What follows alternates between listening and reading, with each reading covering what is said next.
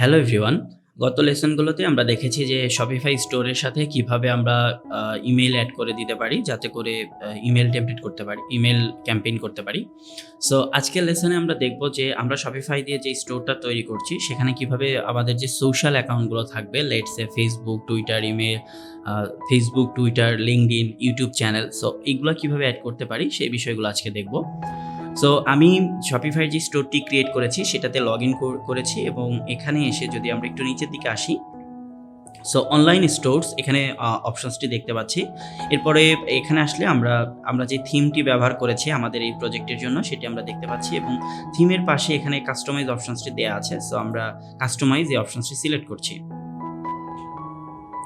এরপরে বাম পাশে যদি দেখি তাহলে এখানে হোম পেজ, হেডার, এই বিভিন্ন সেকশন অ্যাড করার অপশনস তারা দিয়ে দিচ্ছে। সো আমরা যদি এখান থেকে থিম সেটিংসে আসি, এরপরে দেখতে পাচ্ছি সেটিংসের নিচে দেয়া আছে app embedded, so sorry app embeds. So এখানে যদি আমরা আসি তাহলে থিম সেটিংস, দেন এখান থেকে এসে দেখি যে সোশ্যাল নামে কিছু দেয়া আছে কিনা। সো আমরা যদি এখান থেকে দেখি স্ক্রল করে তাহলে দেখেন এখানে লেখা আছে সোশ্যাল মিডিয়া।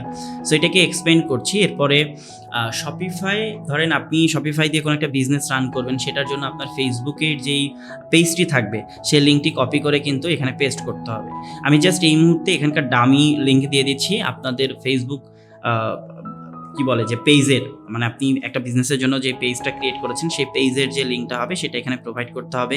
ইনস্টাগ্রামের যেই লিঙ্কটা থাকবে সেটা এখানে পেস্ট করতে হবে।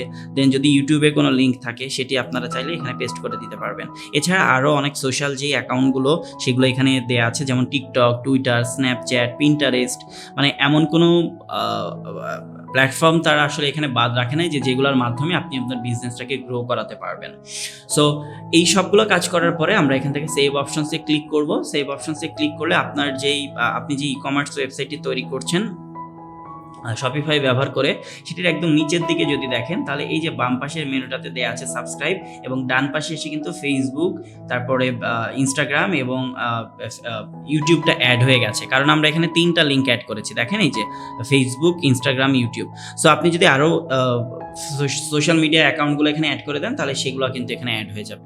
তাহলে আজকের লেসনে আমরা দেখলাম যে কিভাবে আমরা একটা শপিফাই স্টোরে বিভিন্ন সোশ্যাল যে অ্যাকাউন্টগুলো থাকে সেগুলোকে ইন্টিগ্রেট করতে হয়।